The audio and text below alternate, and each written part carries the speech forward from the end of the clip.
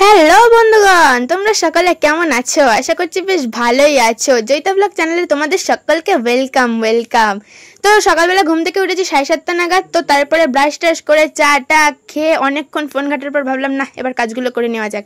তো প্রথমেই রান্নার ওই জায়গাটা পরিষ্কার করে নিয়ে বাসনগুলো কলপারে নামিয়ে কাকার ঘরের বিছানাটা গুছিয়ে নিলাম। তারপরে ঝাড়ু হাতে নিয়ে একটু নাচ করে নিলাম। নাচ না করলে হয় নাকি? নাচ করলে আবার আমার কাজের এনার্জি বেড়ে যায়, বুঝলে তো। তারপরে কাকার ঘর ঝাড় দিয়ে আমাদের এই ঘরে চলে এসেছি। ঝাড় দিতে যদিও বা আমি এই ঘরে এখন থাকি না, এই ঘরে থাকি শুধু হচ্ছে দিনের বেলাটাই, রাত্রেবেলা থাকি না। তারপরে উঠোনটাও একটু ঝাড় দিয়ে নিলাম। ওই যে পেছনে ঘরটা দেখছো, ওই ঘরটাতেই আমি থাকি রাত্রিবেলা ঠাম্মা দাদুর সাথে। তারপরে এই যে এখানে তো পায়ে দিতে পারছিলাম না, ভাবছিলাম মনে হয় পুড়ে গেল, মনে হচ্ছিল পুরো আগুন। তারপরে কলপারে চলে আসলাম, এসে একটু বাসনগুলো মেজে নিচ্ছি। এত রোদ ছিল না, কি বলবো, ওড়নাটা মাথায় দিয়ে একটু বউ সেজে নিয়েছিলাম, বউ। তারপরে পাশের বাড়ির ভাইটা চলে আসলো আমার সাথে গল্প করতে, আমার ভাইয়ের সাথে গল্প করতে। ভাই ক্যামেরা ধরেছিল, তারপরে ও যেন কি করতে আবার বাড়ি চলে গেল। তারপরে আমিও ঝটপট করে আমার কাজগুলো করে নিচ্ছি, বাসনগুলো ঝটপট করে ধুয়ে নিচ্ছি। এত রোদ ছিল, মনে হচ্ছিল ওখানে বসাই যাবে না। তারপরে হাত পাটা ধুয়ে ঘরে চলে আসলাম। ঘরে চলে এসে, ঘরে বলতে বারান্দায় চলে আসলাম। বারান্দায় চলে এসে বাসনগুলো ভালো করে বাসনের ঝুড়িতে সাজিয়ে নিচ্ছি যাতে জলগুলো ঝরে যায়। তারপরে এই জলটা ভরে ফ্রিজে রেখে দেবো। ফ্রিজে দেখলাম একটা বোতল মানে ভর্তি নেই, একটু যে জল খাবো না, সব বোতল খালি। তো জলগুলো সব ভরে নিলাম, আর এই বোতলটা দেখলাম খুঁজে ডিপের মধ্যে রয়েছে।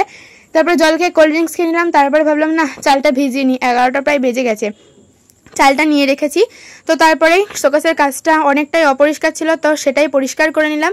তারপরে এই যে ফ্রিজটাতেও একটু মুছে নিলাম, ফ্রিজটাতেও একটু ধুলো পড়ে গেছিলো ওপরটায়। তারপরে 11:30টায় জল চলে এসছে, বোতলে জল ভরে নিলাম। তারপরে এই যে হাঁড়িতে চালটা আগেই নিয়ে রেখেছিলাম, তোমাদের তো দেখালাম। তারপরে এই জলগুলো দিয়ে চালটা ভালো করে ধুয়ে এখন আমি ভিজিয়ে রাখবো। তো ভিজিয়ে রাখা হয়ে গেছে, এইবার রেখে দেবো। তারপরে চলে গেছিলাম ব্যাংকে 12টা নাগাদ। ব্যাংকের থেকে আসলাম তখন বাজে 1:45। এখন এসে দেখি দাদুর পুজো দেওয়াও হয়ে গেছে। তো চার্জারটা এই ঘর থেকে নিয়ে আসলাম। নিয়ে এসে ওই ঘরে যাওয়ার সময় দেখি এই দুই মহারাজ শুয়ে আছে। একটু ওদের সাথে কথা বলতে এরকম পায়ের পর নেতিয়ে পড়লো, বললো একটু গল্প কর।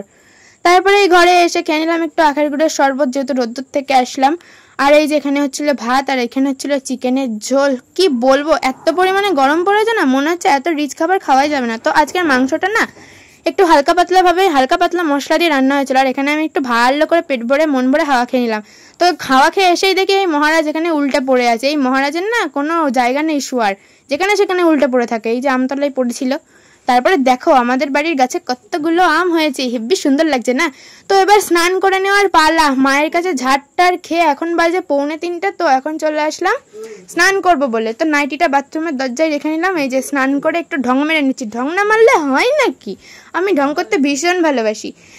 তারপরে কি আর করবো, স্নান টান করে একটু মাথাটা আঁচড়ে নিচ্ছি, কারণ অনেকদিন মাথা আঁচড়ে না। যেদিনকে শ্যাম্পু করেছিলাম সেদিনকে মনে হয় লাস্ট মাথা আঁচড়েছিলাম, মানে চুলের জট ছাড়িয়েছিলাম।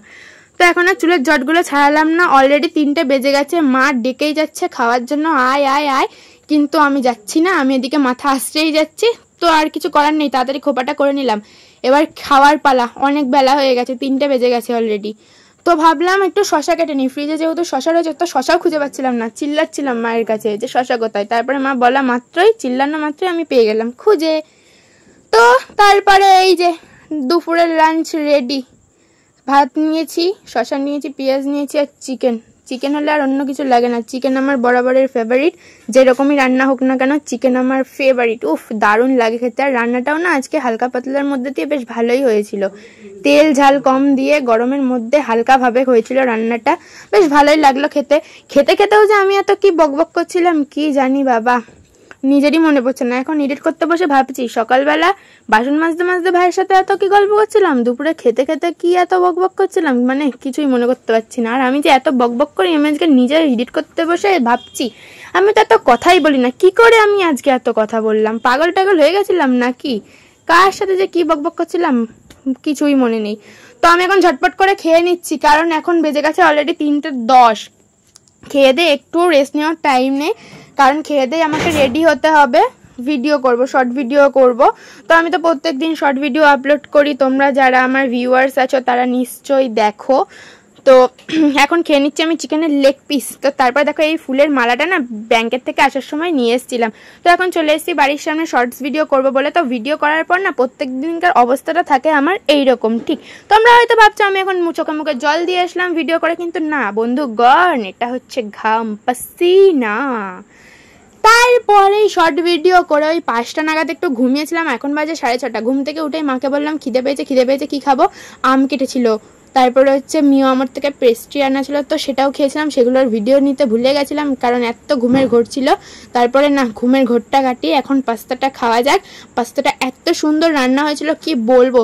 তো আমি ততক্ষণ পাস্তা খেতে লাগি। তোমরা আমার চ্যানেলে যারা নতুন আছো অবশ্যই আমার চ্যানেলটিকে সাবস্ক্রাইব করে দিও, আর ভিডিওটা ভালো লাগলে লাইক কমেন্ট শেয়ার করে দিও।